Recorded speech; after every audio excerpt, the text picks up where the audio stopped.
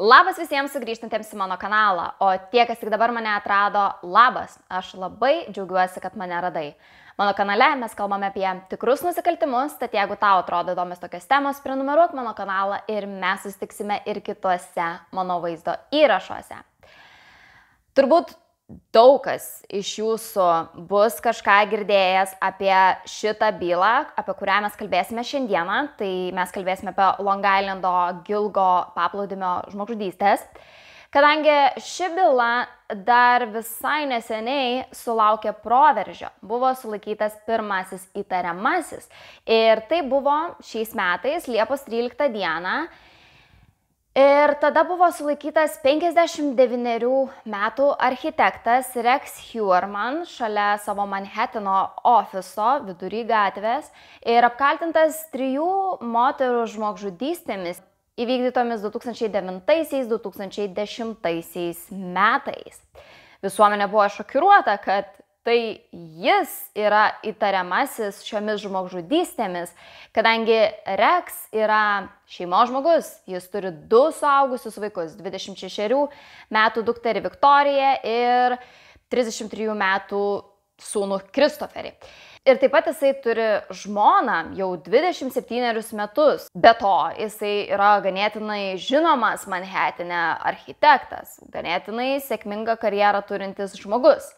Taigi kaip jisai gali būti šitas serijinis žudikas, užsislėpęs kiek čia, 14 metų? Rex kaimynai tą dieną, kai jį sulaikė, pasiėmė laisvą dieną ar net sekančią dieną darbe, kad galėtų būti vietoje ir stebėti, kaip viskas rutuliojasi toliau. Kadangi jau sekančią dieną po Rex sulaikymo į jo namus atvyko bylos tyrėjai, policijos pareigūnai ir įsiveržė jo namus apieškoti ir surinkti įkalčių. Skamba kaip iš kokio filmo, tiesa? Serijinis žudikas, įsiliejęs į visuomenę ir dabar surastas pagaliau po 14 metų. Beprotiška tiesa. Šita byla iš tikrųjų turėjo labai daug netikėtų posūkių, jūs išgirsit ir daug informacijos, daug detalių. Bet vienas neginčytinas faktas apie šią bylą yra tas, kad ši byla galėjo būti išspręsta žymiai anksčiau. Daugelis mano, kad net prieš 13 metų šitas žudikas, tariamas žudikas, kol kas galėjo būti sulaikytas. Bet pakalbėkime apie tai, nuo ko ši byla prasidėjo. Ir tai buvo 25 metų sekso darbuotoja Shannon Gilbert. Jinai 2010 metų gegužės 1 dieną susiruošė susitikti su savo klientu Josephu Breweriu. Jis gyveno uždaroje bendruomenėje Oak Beach, New York'e, ir iki ten ją nuvežė jos vairuotojas Michaelas Peck. Niekas nežino, kas tarp jų įvyko tą vakarą, bet apie 4:51 ryto Shannon persigandusi paskambino 911. Operatorė iš karto bandė klausti Shannon lokacijos, kadangi jai pačiai niekaip nepavyko jos nustatyti, bet Shannon pati tiksliai nežinojo, kur ji yra. Ji te pasakė, kad yra kažkokiame name. Tad operatorė iš karto negalėjo išsiųsti policijos pareigūnų automobilių patikrinti šios situacijos, bet Shannon šio 911 skambučio metu vis kartojo, kad su ja nori susidoroti, kad jie persekioja. Ir vėliau fone net buvo girdimi 2 vyrai, kaip jau dabar nustatyta, tai buvo Josephas Breweris ir Michaelas Peck. Josephas Breweris jos klientas ir Michaelas Peck jos vairuotojas.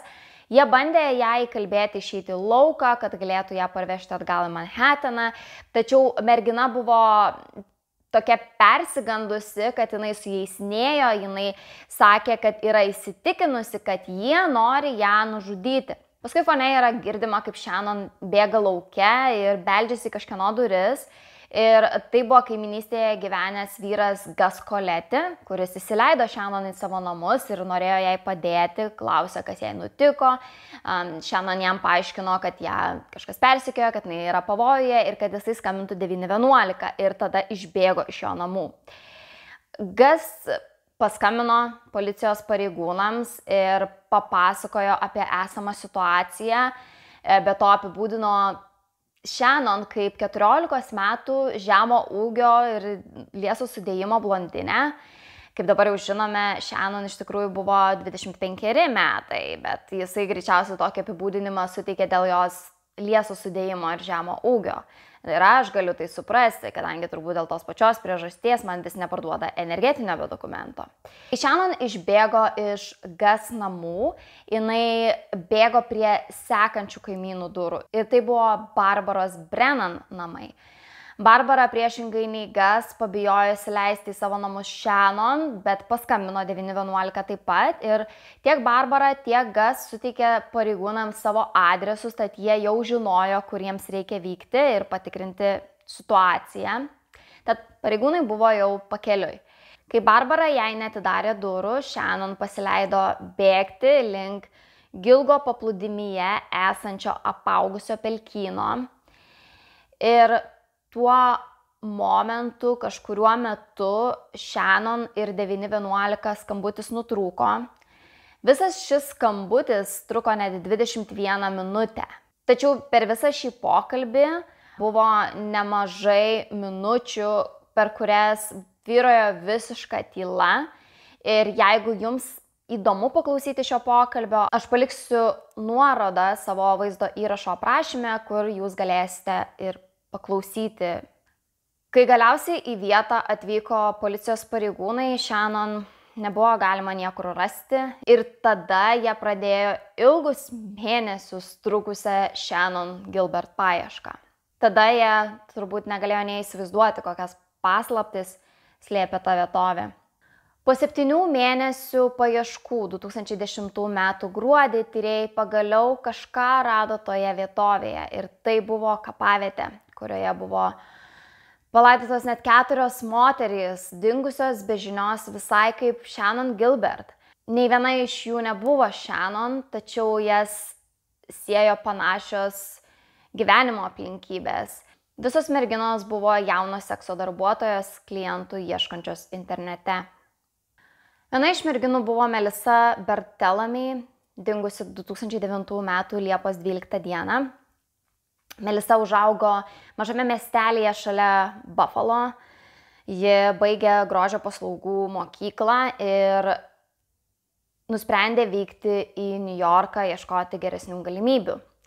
Melissos mama ją įspėjo apie didmiestyje tykančius pavojus ir nerimavo dėl savo dukters. Tačiau Melissa buvo suaugusi, tad jos mama nieko negalėjo padaryti, kaip tik tais palinkėti dukrai sėkmės ir tikėtis geriausio.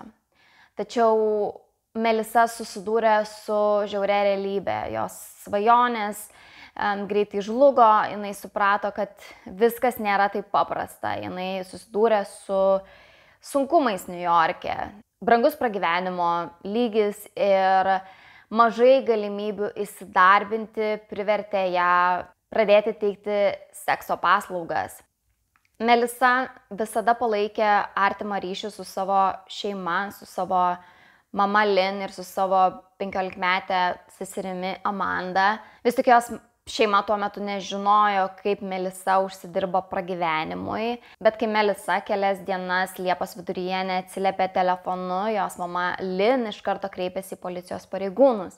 Tačiau policijos pareigūnai jos kreipimosi nepriėmė rimtai, jie numojo ranką, pasakė, kad Melissa yra suaugusi ir ji gali daryti, ką nori, jie netiki, kad Melissa yra dingusi ir teigia, kad vieną dieną jinai atsiras.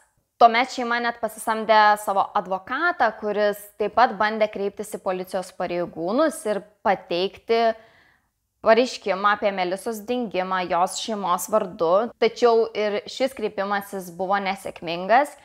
Ir šį kartą jam policijos pareigūnai atvirai pasakė, kad Melissa yra sekso darbuotoja ir jie tam detektyvo neskirs. Bet tikrasis šeimos košmaras prasidėjo praėjus maždaug savaitei po Melissos dingimo. Tada Melissos 15-metė sesuo Amanda netikėtai sulaukė skambučio iš Melissos telefono numerio. Ir žinoma, tiek Amanda, tiek Lynn, jų abiejų mama, apsidžiaugė, nes pamanė, kad skambina Melissa ir kad ji pagaliau atsirado. Tačiau, kai Amanda pakėlė savo telefono ragelį, jinai suvokė, kad kalba ne su Melissa. Tai buvo nepažįstamo vyro balsas. Iš pradžių ji vylėsi, kad šis vyras galbūt paaiškins, kur yra jos sesuo, tačiau jos viltis greitai ištirpo. Kadangi vienintelis šio vyro tikslas šiuo skambučiu buvo paerzinti ir pagąsdinti Amandą. Iš pradžių jisai prisistatė kaip policijos pareigūnas ir paklausė, ar Melissos šeima pateikė pareiškimą dėl jos dingimo. Bet tuomet jis ėmė detaliai pasakoti, kokią seksualinę prievartą jisai panaudojo prieš Melissą ir kaip jis ją kankino ir kaip jis padarys tą patį Amandai, nes jisai žino, kur jinai gyvena.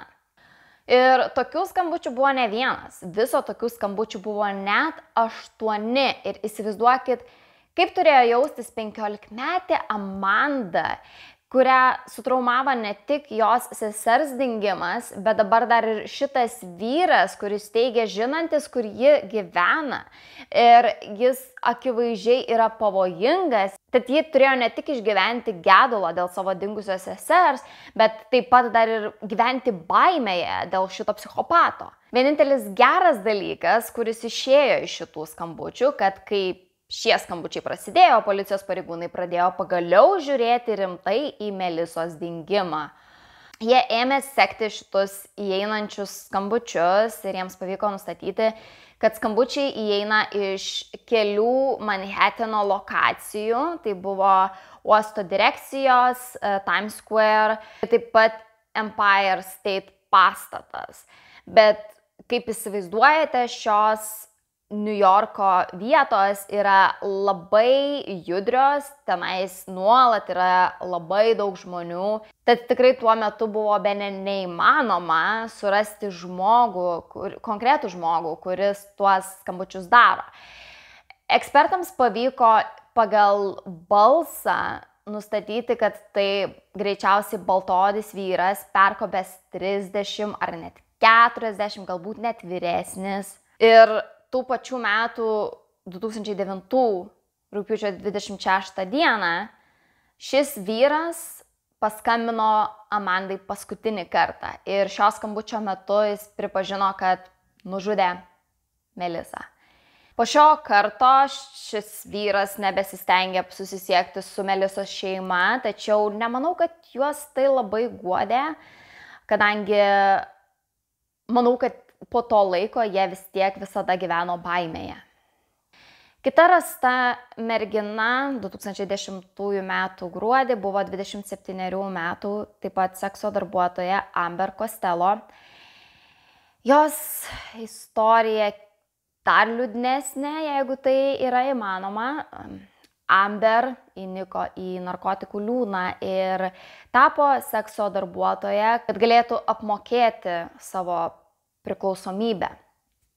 Nuo jos nusisuko šeima ir vienintelis žmogus, kuriam jinai nuoširdžiai rūpėjo ir kuriam jį išsipasakodavo, buvo jos kambariokas, Dave Scheller. Kai detektyvai pasirodė prie jo durų, jisai vylėsi, kad Amber pagaliau atsirado, tačiau detektyvams teko jam pranešti liūdną žinią, kad nors ir Amber buvo rasta, ji buvo rasta negyva. Tuomet Dave pasidalino su tyrėjais, kad jis matė Amber paskutinį kartą rugsėjo 2 dieną, tai kiek daugiau nei prieš 3 mėnesius. Ir jis papasakojo, kad dieną ar 2 dienos prieš tai Amber susilaukė žinutės iš potencialaus kliento. Šis klientas jai pasiūlė net $1500 užmokestį už tai, kad ji praleistų su juo naktį. Ir žinoma, Amber iš karto susiviliojo šitų pasiūlymų, kadangi šis užmokestis buvo 6 kartus didesnis, negu jinai prašydavo įprastai. Bet Amber dvėjojo dėl šio pasiūlymo, kadangi šis klientas jos prašė, kad ji atvyktų į Holiday Inn Express viešbutį su juo susitikti viena. Tai prieštaravo įprastai Amber darbo praktikai. Ji patogiau jausdavosi, jeigu jos klientai atvykdavo pas ją į namus, kadangi tuo metu namuose būdavo ir jos kambariokas Dave ir jinai taip jautėsi saugiau. Bet šis potencialus klientas buvo labai įtikinėjantis. Jis labai įkyriai įkalbinėjo Amber, kad jinai su juo susitiktų, praleistų naktį ir net buvo atvykęs iki jos namų. Jis taip ją spaudė ir įtikinėjo, kad galiausiai rugsėjo 2 dieną Amber išėjo iš namų tokia sutrikusi, kad net pamiršo savo rankinę ir savo telefoną. Kai Amber negrįžo namo, Dave iš karto kreipėsi į policiją ir taip pat kreipėsi į Amber šeimą, tačiau jie nepanoro teikti policijai pranešimo dėl jos dingimo. Ir tai taip be galo liūdna, kad jos šeimai nerūpėjo net tada, kai ji greičiausiai buvo patekusi į pavojų. Trečioji rasta mergina buvo Megan Waterman.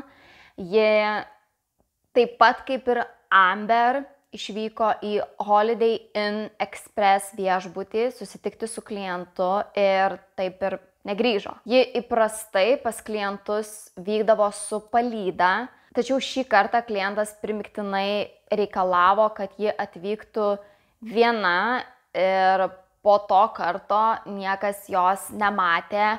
Megan paliko 4 metų dukrelę ir mylinčią mamą Lorraine, kuri niekada nesiliovė jos ieškojusi ir siekusi dėl jos teisingumo. Ir paskutinės 4 moters palaikai priklausė Maureen Brannan Barnes. Ji buvo 2 vaikų mama, kuri buvo sudėtingoje finansinėje situacijoje. Ją turėjo greitai iškeldinti iš jos namų, dėl to, kad ji kurį laiką nemokėjo nuomos. Maureen sunkiai sekėsi rasti darbą, jinai aplikavo į įvairiausias pozicijas, nuo duomenų įvedimo specialistės iki klientų aptarnavimo specialistės.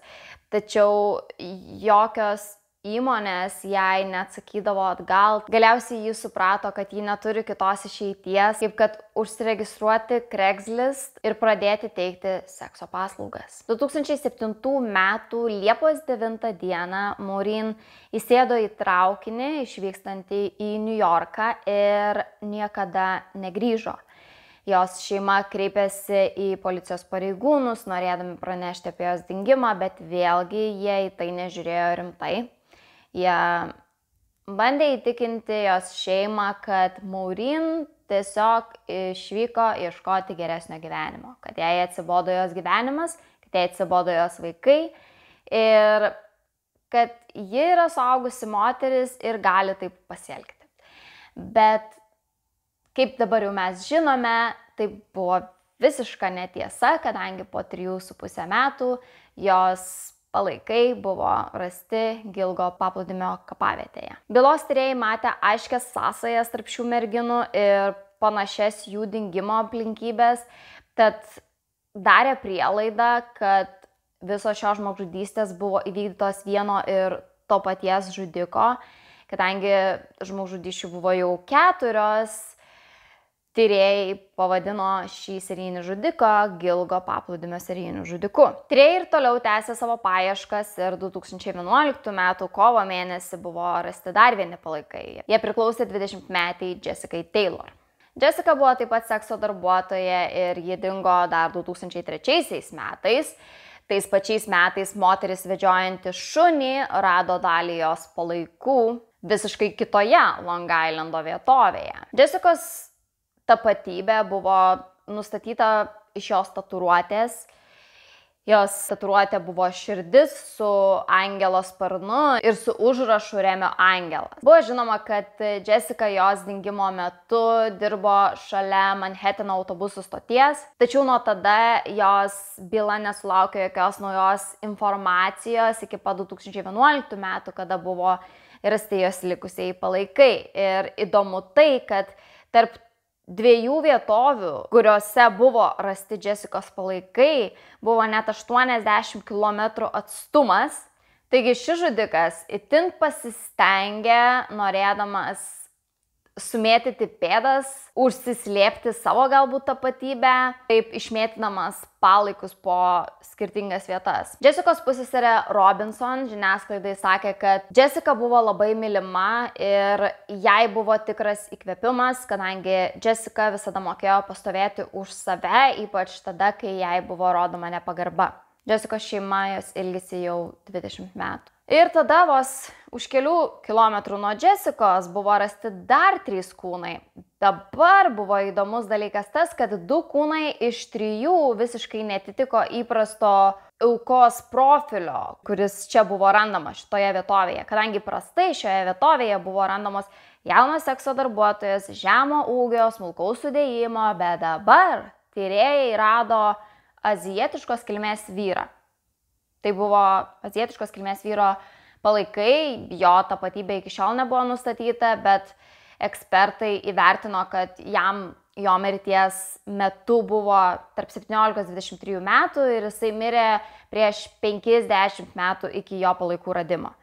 Ir kitas radinys, kurį padarė tada policijos pareigūnai, buvo kūdikis. Tai buvo mergaitiškos lyties kūdikio palaikai, kurie taip pat netitiko to įprasto aukos profilio, kurį mes iki šiol girdėjome šioje byloje. Tai dėl šių 2 asmenų policijos pareigūnai, tyrėjai bylos, ėmė manyti, kad šioje vietovėje savo aukų kūnus laidoja ne vienas žudikas. Ta pačia diena buvo rasti dar 1 palaikai, jie priklausė merginai, tačiau ilgą laiką jos tapatybės nustatyti nepavyko. Iki pat 2020 metų, įsivaizduojat, 9 metus jos tapatybė nebuvo žinoma. O 2020 metais giminės genealogijos ir genetikos mokslo pagalba pavyko rasti šios merginos DNR viešose duomenų bazėse. Buvo nustatyta, kad palaikai priklauso merginai dingusiai 2000 metais ir ji buvo 24 metų sekso darbuotoja Valerie Mack. Jos, kaip ir Jessicos, dalis palaikų buvo rasta dar jos dingimo metais, 2000-aisiais Manorvilėje. Ir vos po savaitės nuo šių radinių buvo rasti dar 2 moterų palaikai. Šių moterų tapatybės iš pradžių nebuvo nustatytos, tik tai buvo nustatyta, kad viena iš tų moterų yra mama to moteriškos lyties kūdikio, kuris buvo prieš tai rastas. Ir buvo žinoma, kad dalis šių moterų palaikų buvo rasta 96-97 metais už 14 km nuo šitos vietovės, nuo Gilgo paplūdimio vietovės. Ir vienos iš tų moterų tapatybė buvo nustatyta visai neseniai. 2023 metų rugpjūčio 4 dieną ir tai buvo 34 metų Karen Vergata. Ir 2011 metų gruodžio 13 dieną pagaliau buvo rasti Shannon Gilbert palaikai. Tai mergina, dėl kurios visa šita paieška ir prasidėjo. Ironiška, tačiau nors ir paieškos pajėgos buvo sutelktos dėl jos, jinai buvo rasta paskutinė. Kas prasidėjo kaip sutrikusios ir galimai išgąsdintos merginos paieška, baigėsi didžiulė vieno serijinio žudiko arba net kelių serijinių žudikų byla, kurioje yra 11 aukų ir buvo žinoma, kad 8 iš 11 aukų buvo pasmaugtos arba uždusintos. Tiesa, Shannon mirties priežastis buvo nustatyta kaip atsitiktinis nuskendimas. Tyrėjai nemano, kad Shannon buvo nužudyta, nepaisant jos prieštaringo 911 skambučio. 2022 metais Suffolko apygardos policijos departamentas sutelkė naujas pajėgas šiai bylai tirti ir jie nusprendė paviešinti visuomeniai Shannon Gilbert 911 skambutį ir taip pat suteikė interviu žiniasklaidai ir šio interviu metu policijos departamento atstovai išreiškė savo poziciją Shannon Gilbert bylos atžvilgiu. Jie teigia, kad jos skambutį įvertino psichiatras ekspertas ir jisai įvertino, kad to skambučio metu Shannon buvo gerokai apsvaigusi nuo narkotikų ir taip pat buvo žinoma, kad Shannon kentėjo nuo psichologinių problemų, jinai turėjo psichologinę ligą.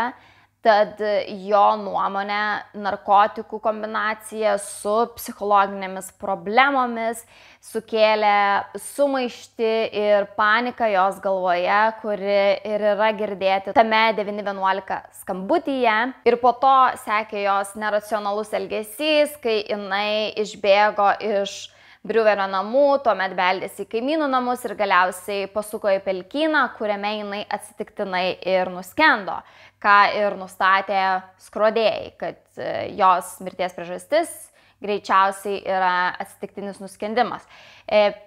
Tiesa, jie labai pabrėžė, kad jos palaikai buvo pakankamai suirę, jie negali teikti galutinės jos mirties priežasties.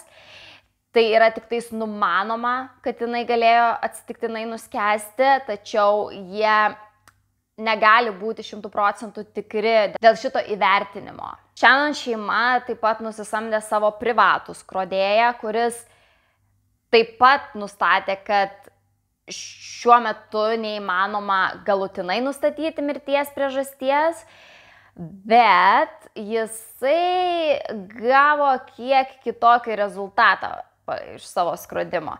Kadangi tyrėjų skrodėjai nustatė, kad Shannon galimai nuskendo, o šis Shannon šeimos skrodėjas nustatė, kad Shannon galimai buvo pasmaugta, kaip ir kitos aukos rastos šioje vietovėje. Vis tik tyrėjai nemano, kad Shannon yra kažkaip tai susijusi su kitomis Long Islando Gilgo paplūdimio aukomis.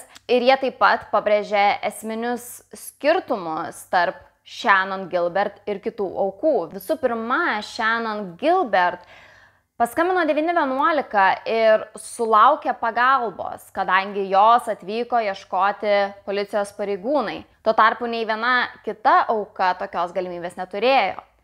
Antra, Shannon turėjo palydą. Jinai atvyko su savo vairuotoju Michaelu Peck, kuris tenais ir buvo tam, kad esant būtinybei galėtų ją apsaugoti. Kitos aukos priešingai buvo įkalbėtos atvykti, susitikti su savo klientu vienos ir neturėjo jokios apsaugos. Taip pat Shannon buvo rasta su jos asmens dokumentais ir su jos asmeniniais daiktais. Taip pat Shannon kūnas nebuvo paslėptas kažkaip. Jis nebuvo užkastas, jis nebuvo paslėptas šakomis. Be to, Shannon atveju buvo liudininkų. Tai buvo Gus ir Barbara, kurie taip pat susisiekė su policijos pareigūnais. Ir jie patikrino tiek Shannon klientą Josephą Brewerį, tiek jos vairuotoją Michaelą Peck. Ir jie viso patikrinimo metu noriai bendradarbiavo su policijos pareigūnais. Breweris leido apieškoti jo namą ir namo apylinkės su policijos šunimis, kurie aptinka lavonų kvapą. Tačiau nei apieškos metu, nei interviu metu policijos pareigūnai nerado nieko įtartino, tad jie negalėjo laikyti nei Brewerio, nei Michaelo Peck įtariamaisiais. Vis tik buvo pasisakymų žiniasklaidai būtent iš Brewerio pusės, kurie man pasirodė keisti. Breweris teigė žiniasklaidai, kad pasisamdė Shannon Gilbert ne dėl sekso paslaugų, bet neįvardino dėl ko. Tai man buvo keista, kodėl jisai dėl to išsisukinėjo. Na, galbūt jam buvo gėda, nes daugam tai yra gėda, tai aš suprasčiau galbūt jį dėl to. Bet Gus Coletti, tas kaimynas, į kurio duris pasibeldė Shannon Gilbert, sakė, kad tą naktį jisai tikėjo, kad Shannon buvo patekusi į pavojų ir jam jos vairuotojas Michaelas Peck atrodė įtartinas. Na, bet buvo ir dar vienas įtariamasis Shannon Gilbert byloje, kuris sugebėjo pats save įsitraukti į šią bylą. Tai buvo daktaras Peter Hackett, kuris praėjus vos 2 dienoms po Shannon Gilbert dingimo, susisiekė su Shannon mama Marie iš savo žmonos telefono. Ir dabar yra dvi versijos, kaip šis pokalbis vyko. Marie teigia, kad daktaras Hackett jai papasakojo, kad Shannon dingimo naktį jinai lankėsi pas jį. Jis paaiškino, kad savo namuose priima žmonės iš gatvės su priklausomybėmis, kuriems reikia pagalbos. Ir Shannon tą naktį buvo labai sutrikusi, jinai labai daug stresavo, tad jis jai davė vaistų, kad ji nurimtų, tačiau po kiek laiko jinai išvyko su savo vairuotoju ir dabar Hackett dėl jos nerimauja, jis nori sužinoti, ar jinai grįžo namo. Marie tada pasidarė įdomu, iš kur jisai gavo jos telefono numerį. Ir Hackett paaiškino, kad kai žmonės atvyksta pas jį į namus gydytis, jis visada prašo kažkokio artimojo kontaktinio telefono numerio, kad po to galėtų su jais susisiekti, jeigu kas. Logiška, ar ne? Tačiau Shannon seserys, kurios beje taip pat girdėjo šitą Marie ir Hacketto pokalbį, nuvyko pas daktarą Hackett pakalbėti su juo ir sužinoti, galbūt jis kažką dar prisimena apie tą naktį. Jos bandė susirasti savo seserį juk. Bet kai jos atvyko pas daktarą Hackett, jisai neigė, kad apskritai skambino jų mamai Marie. Jisai neigė pasakojęs kažką tais panašaus. Jisai neigė, kad jisai iš vis skambino Marie ne tik Shannon seserims, bet ir viešai žiniasklaidoje. Paskui jisai tai neigė raštiškai. Na, bet vėliau mūsų Hackett prigavo. O prigavo jį telefonų skambučių įrašais, kurie aiškiai parodė, kad Hackett vis tik tai skambino iš savo žmonos telefono numerio Marie 2 dienos po Shannon dingimo, kaip kad Marie ir pasakojo nuo pat pradžių. Deja, bet šis telefono pokalbis nebuvo įrašytas, taigi mes nesužinosime, kas iš tikrųjų buvo pasakyta ar nebuvo pasakyta šio pokalbio metu. Tačiau po to, kai buvo prigautas, Hackett nebeneigė, kad skambino Marie, jis pripažino, kad taip, jis vis tik skambino Marie, tačiau pokalbis vyko ne taip, kaip Marie pasakoja. Hackett sako, kad paskambino Marie tik išreikšti palaikymą jai. Ir jis tai padarė tik dėl to, kad jo prašė to. Jo to prašė Shannon draugai, kurie jos ieškojo. Kam tai skamba logiškai? Nes man tai nelogiška. Kodėl Shannon draugai eitų jo namus ir prašytų, kad jis paskambintų Shannon mamai? Ir prie šitos jo man visiškai nelogiškai skambančios istorijos jisai dar pridėjo, kad niekada nematė Shannon, kad jis niekada jos negydė ir kad iš vis jisai nieko negydo savo namuose. Kita vertus, jo kaimynai paliudijo kitaip. Nes ne vienas jo kaimynas paliudijo, kad jis, daktaras Hackett, išrašė jiems vaistų iš savo namų. Ir daugam daktaras Hackett pasirodė įtartinas. Visų pirma, jisai melavo dėl to skambučio Shannon mamai iki pat tol, kol jo neprigavo.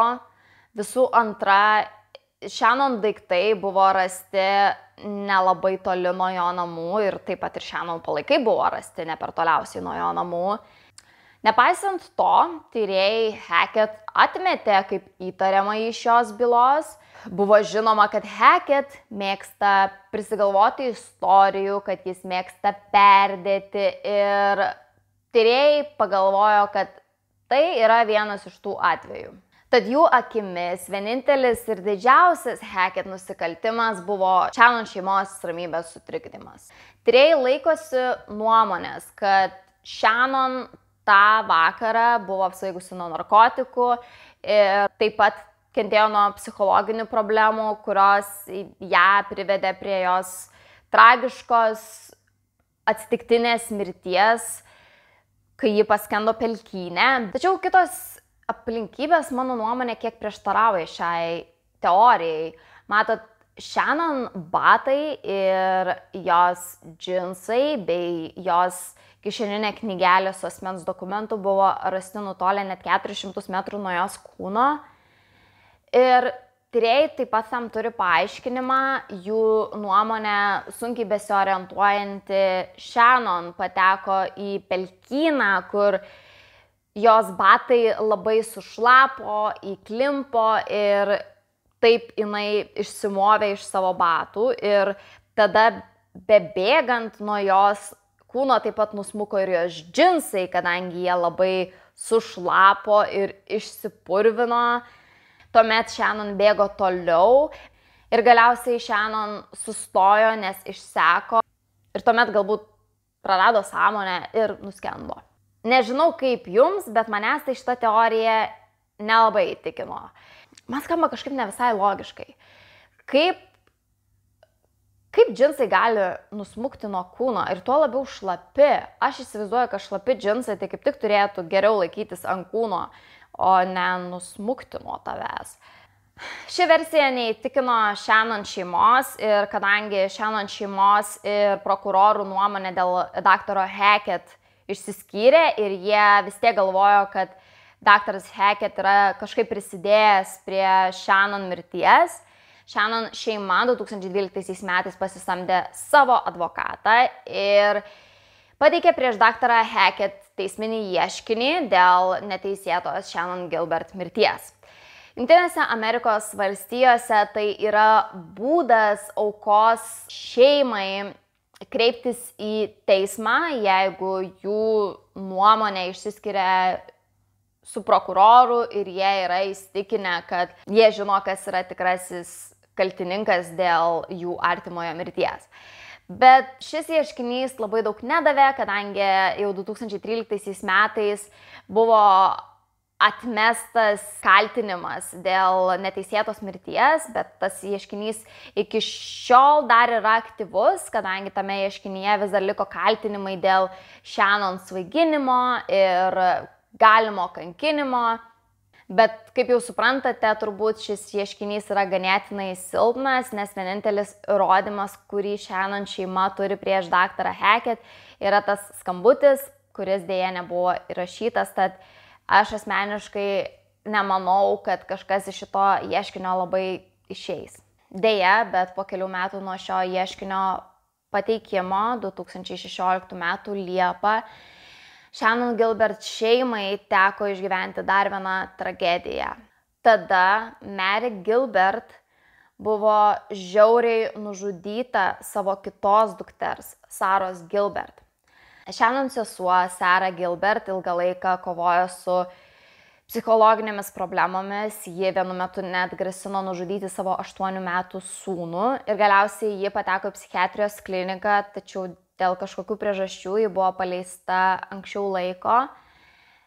Sarah gyveno šalia savo mamos Marie ir Liepos 23 2016 metais ji pasikvietė savo mamą Marie į savo namus.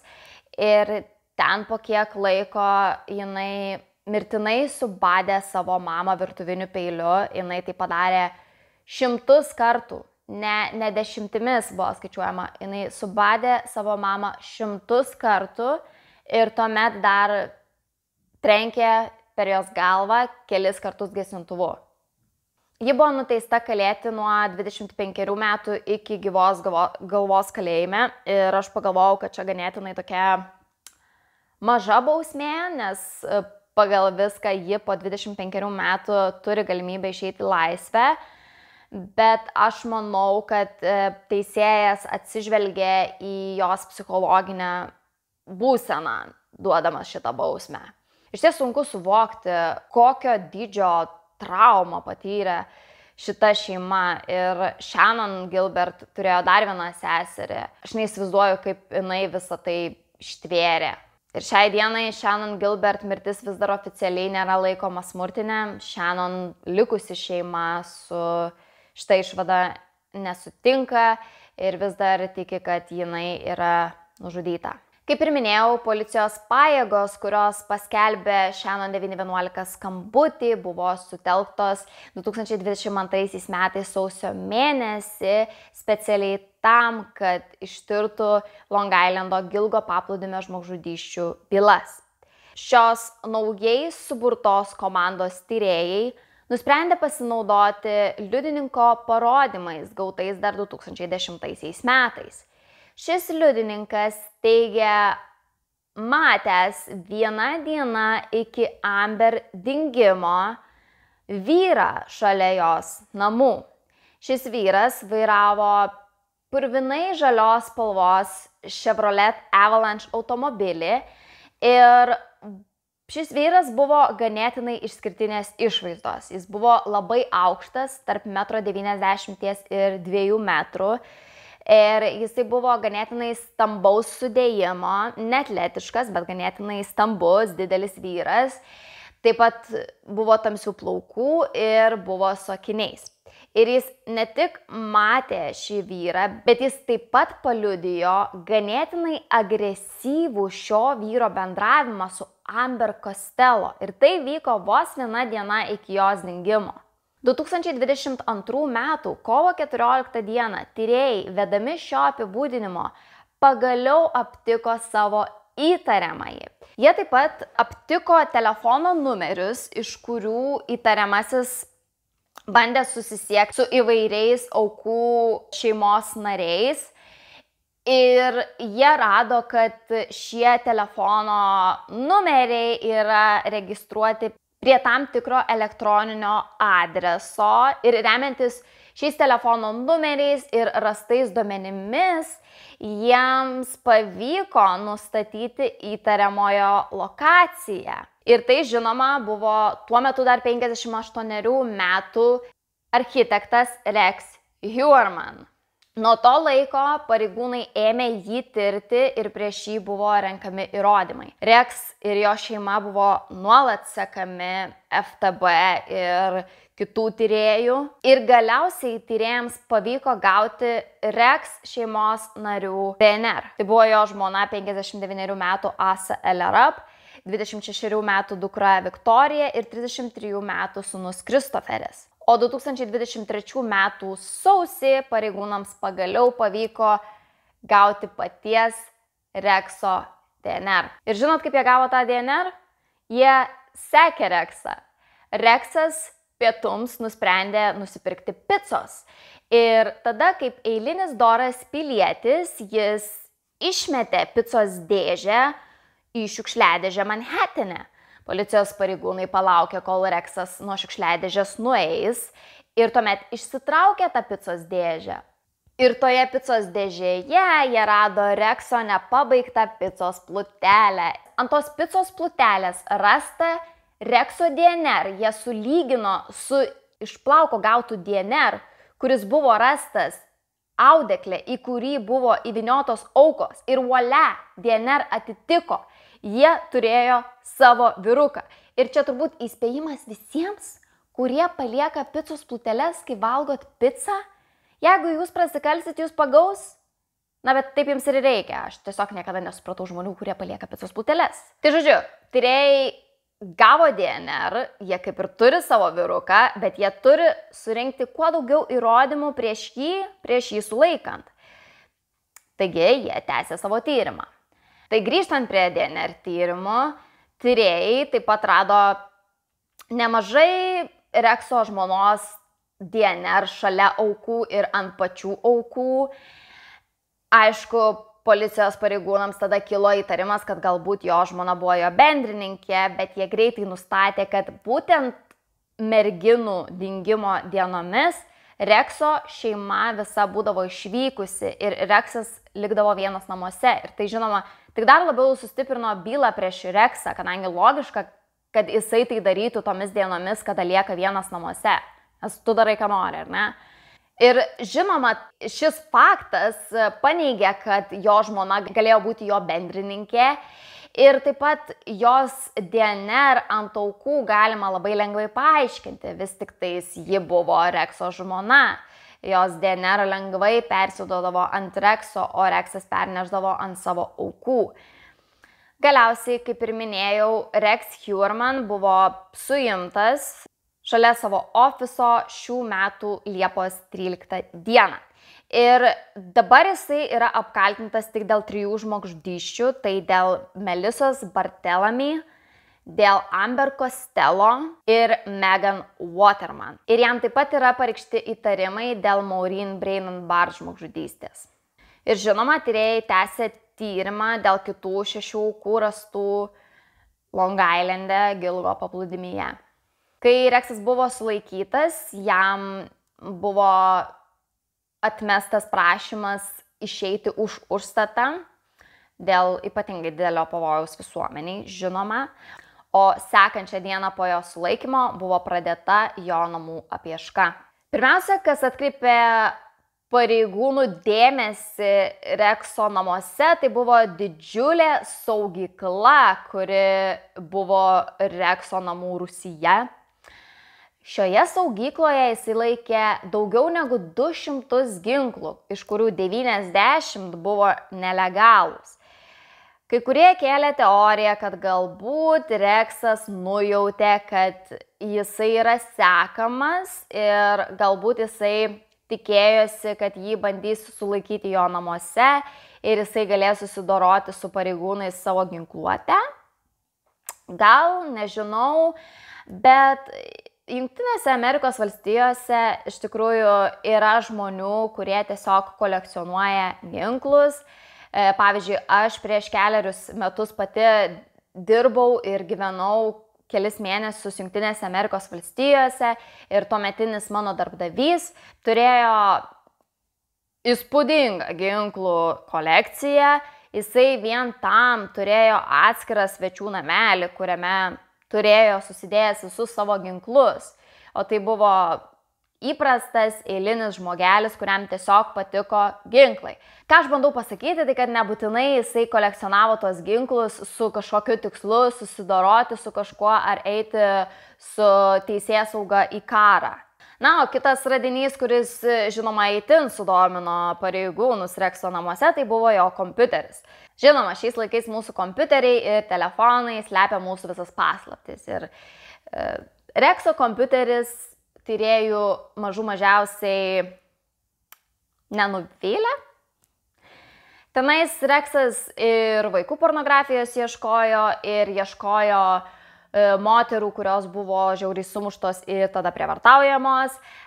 Kas šiek tiek gal nustebino, tai buvo, kad Rexas konkrečiai ieškojo azijietiškos kilmės vyro persirengusių moterimi, tai dėl šios paieškos prasidėjo visi gandai, kad Rexas greičiausiai yra atsakingas ir už to azijietiškos kilmės vyrą, kurio tapatybė taip ir nebuvo atpažinta ir kuris buvo rastas Gilgo paplūdimyje taip pat. Prisimenat dar tą tarp 17-23 metų?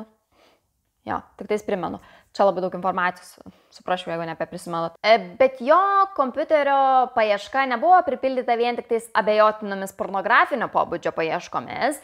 Jisai taip pat itin intensyviai domėjosi šitą Gilgo paplūdimio žmogžudysčių bylą. Na ir žinoma, tai turbūt neatrodytų įtartina, kad jis ieškojo apie šią bylą informacijos, kadangi Rexas gimė ir užaugo šioje vietovėje, tiesioginio to žodžio prasme, nes kai jį suėmė, jisai vis dar gyveno savo vaikystės namuose, tose pačiose, kuriuose jisai ir užaugo. Tai iš esmės pats faktas, kad Rexas ieškojo informacijos apie šią bylą, nebūtų toksai keistas, bet buvo keista tai, ko jisai ieškojo apie šią bylą. Jis neieškojo pagrindinės informacijos apie šią bylą, jisai daugiau ieškojo specifiškai apie žudiką. Pavyzdžiui, kodėl žudikas iki šiol nėra rastas, kodėl žudiko negalėjo surasti pagal telefono lokaciją ir panašus dalykai. Jisai padarė net 200 paieškų per pastaruosius 14 mėnesių susijusių su šia byla ir šis intensyvus susidomėjimas ir ypač šios paieškos specifiškai apie žudiką leidžia manyti, kad galbūt Rexas domėjosi tyrėjų darbų ir kokioje stadijoje bylos tyrimas šiuo metu yra. Bet Kitos keistesnės jo paieškos susijusios su šia byla buvo tos, kuriuose Reksas ieškojo apie aukų šeimos narius. Jis ieškojo informacijos apie aukų vaikus, tėvus, apie seseris, brolius, kitus šeimos narius ir netgi ieškojo jų gyvenamosios vietos. Ir mes dabar jau žinome, kad žudikas bandė susisiekti su kelių aukų šeimomis. Mes žinome pavyzdį apie Melisos 15-metę seserį Amandą. Taigi, turint omeny kitus faktus, šios paieškos nebeatrodo tokios nekaltos. Jo intensyvų susidomėjimą šią bylą taip pat paliudijo ir buvusi sekso darbuotoja Nikki Brass, kuri su Rex Heuermann susitiko 2015 m. vasarą. Ji papasakojo, kad Reksas susisiekė su ją per vieną iš platformų, kurioje jinai buvo patalpinusi savo sekso paslaugas. Nikki laikėsi papildomų atsargumo priemonių ir ji mėgdavo pirmą susipažinti su savo potencialiais klientais. Tad ji prieš tai pasiūlė pavakarieniauti ir jeigu viskas eis gerai ir ji jausis patogiai, jinai grįš su juo į jo namus. Ir Reksas sutiko. Jie susitiko, ėmė šnekučiuotis ir tada Reksas jos paklausė, ar ji domisi realiais nusikaltimais. Iš pradžių Nikki ganėtinai entuziastingai pasakė, kas taip, nes tai buvo tema, kuri itin domino Nikki ir jinai tikėjosi, kad Reksas yra jos bendramintis ir kad jie dabar galės padiskutuoti apie bylas. Bet kai Reksas pradėjo kalbėti apie Long Islando Gilgo paplūdimio žmogžudystės, Nikki staiga sukaustė baimę.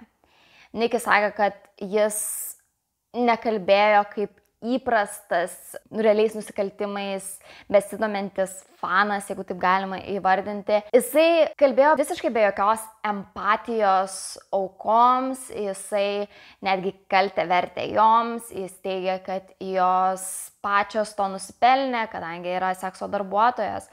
Žinoma, Nikki tai priėmė kiek asmeniškai, nes tuo metu ir ji teikia tokias paslaugas. Tuomet jisai ėmė spėlioti, kas yra tas žudikas, kaip jisai nužudė aukas, kaip jisai jas paslėpė taip, kad niekas to nepamatė iš liudininkų.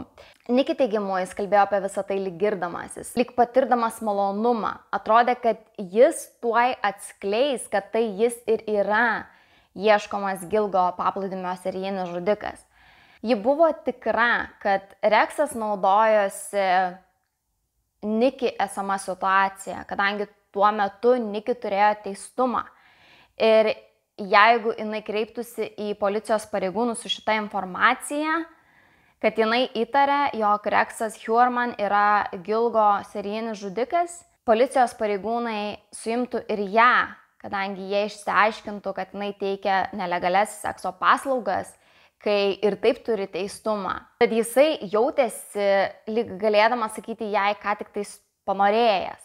Ir tada ją apėmė stipri nuojauta, kad jis ir yra tas ieškomas Gilgo žudikas. Ir ji nusprendė, kad jai kuo greičiau reikia pasišalinti iš čia, kad jinai netaptų jo sekanti auka. Nikki bandė mandagiai atsiprašyti, paaiškinti, kad jau vėlu, kad ji nenori važiuoti iki jo namų, tada dar praleisti ten kažkiek laiko ir tuomet važiuoti visą kelią atgal namo, kadangi atstumai pakankamai dideli. Ir dėl tos priežasties jinai atsisakė važiuoti kartu su juo pas jį į namus. Bet Reksas tada pradėjo ją labai įtikinėti, kad jinai turėtų su juo važiuoti, kad jinai neturėtų net savo automobilio imti, kad jisai nuveš ją savo automobiliu ir parveš iki jos automobilio atgal po viso reikalo. Nikki teigia, kad jisai labai primiktinai tuo ją įtikinėjo, bet jos nuojauta jai sakė, kad iš to nieko gero nebus. Tad jinai jam pasakė, kad jos jau laukia lauke, kad įsitikintų, kad jinai saugiai grįž namo ir jinai saugiai pasišalino iš tos situacijos.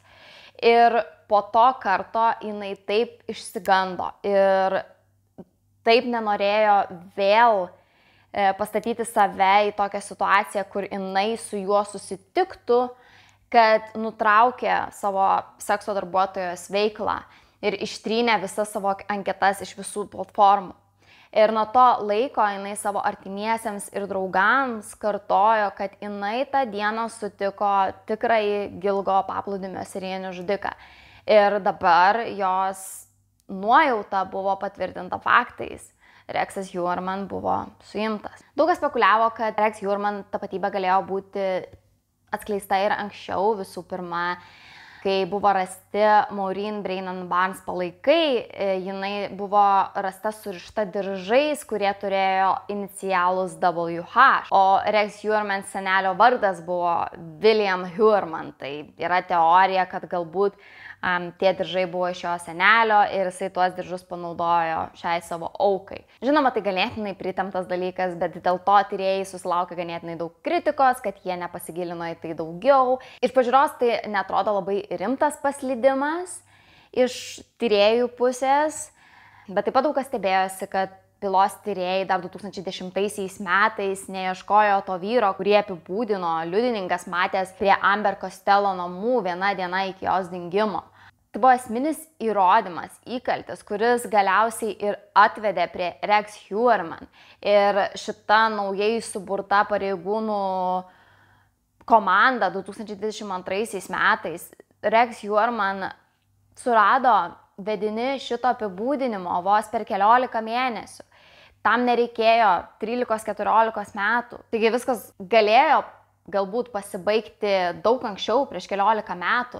Ir jau nekalbant apie tai, kiek Rex Heuermann potencialiai galėjo turėti dar aukų nuo to laiko, kadangi statistiškai kalbant, dažniausiai serijiniai žudikai neima ir nesustoja žudyti, jie tik tais pakeičia lokaciją. Kadangi Rexo lokacija įprasta buvo rasta 2010-2011 metais, žinoma, jam reikėjo pakeisti ją ir dabar jau jo bylos tyrimas yra išsiplėtęs į kitas valstijas, bylos tyrėjai ieško jo kitų aukų, potencialių aukų palaikų Las Vegase, Nevados valstijoje, kadangi tenais Rexas su šeima turi namą, kuriame dažnai apsistodavo paatostogauti.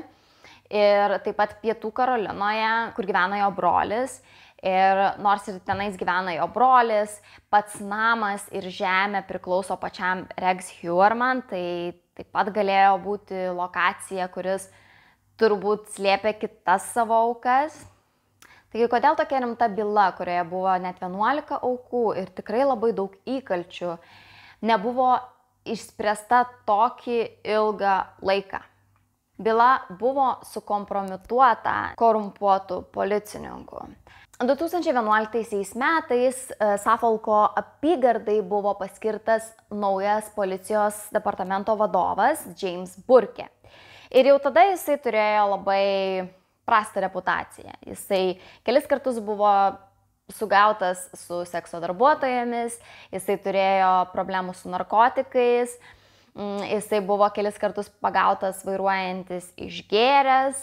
Tai pagalvotum, kad toks žmogus neturėtų tapti policijos departamento vadovu, bet, tuo metu Suffolko apygardoje korupcija buvo bene aukščiausiame lygyje, tai manau tai paaiškino, kaip šis žmogus galėjo gauti tokias aukštas pareigas.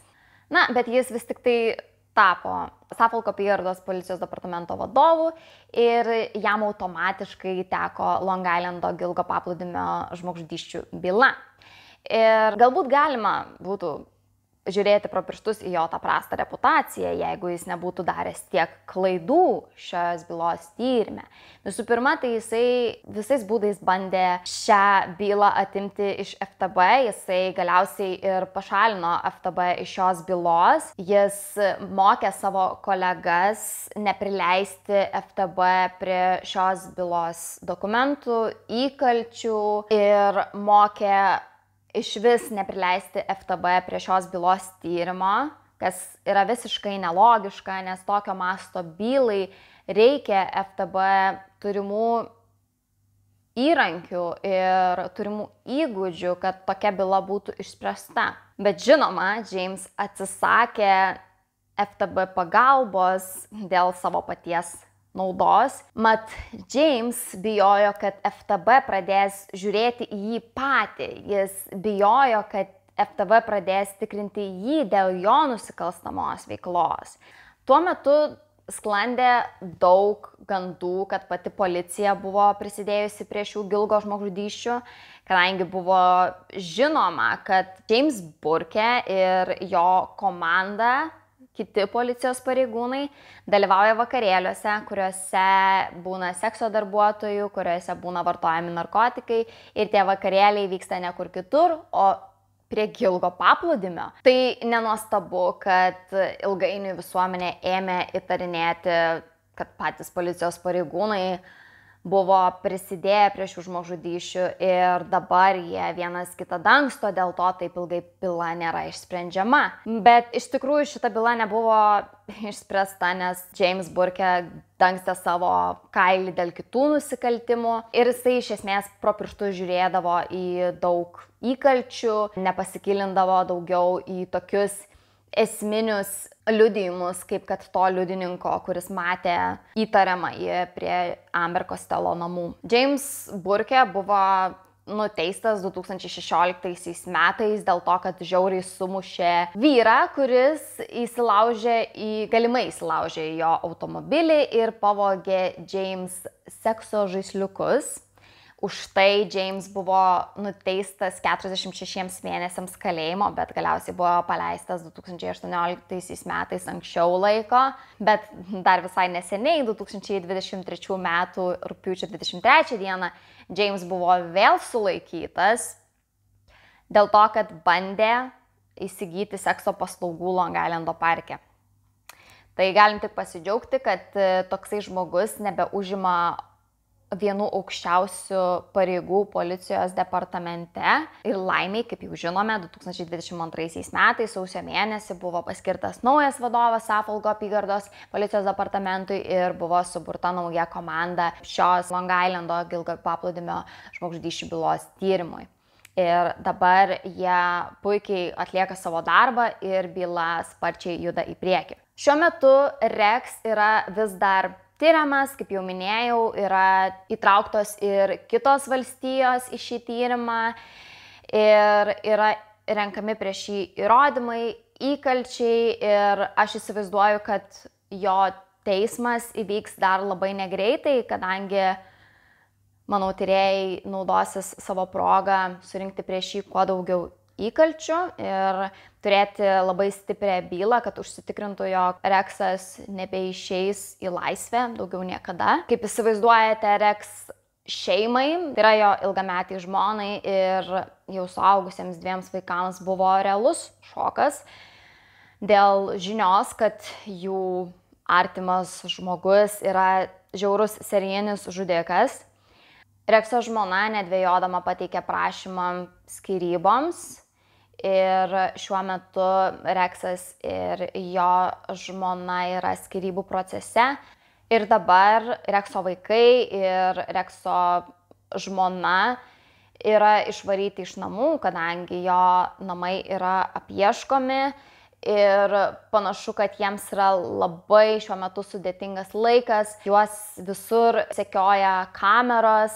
Aš manau, kad dažnai mes pamirštame šiuose bylose, kad žudikų šeimos taip pat yra aukos, jie patiria didžiulę psichologinę traumą. Įsivaizduokite, vieną dieną sužinai, kad tavo toks artimas žmogus, tavo vyras ar tavo tėtis yra žiaurus serijinis žudikas. Na, kaip su tuo susigyventi ir kaip susigyventi, kai tavo visas pasaulis ir visas gyvenimas yra verčiamas aukštyn kojomis ir tu dėl to visiškai nesikaltas, tu nieko dėl to nepadarei, nes, kaip ir jau minėjau, tyrėjai žino ir nustatė, kad Rexo šeimos nariai visiškai niekaip neprisidėjo prie šių žiaurių žmogžudysčių. Tai va, tai tiek iš manęs šiandien, ačiū, kad žiūrėjote, tai dabar man bus įdomu išgirsti jūsų mintis komentaruose, kaip visada. Dalinkite su manim, ką jūs galvojate.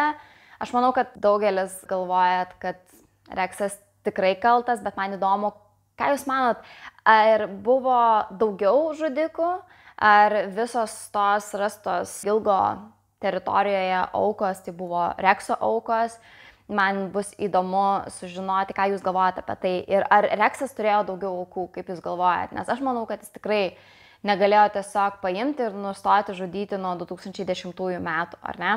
Vien dėl to, kad jo laidojimo lokaciją surado. Nepamirškite spausti ant šio vaizdo įrašo patinka, susitikime ir kituose mano vaizdo įrašuose. Iki!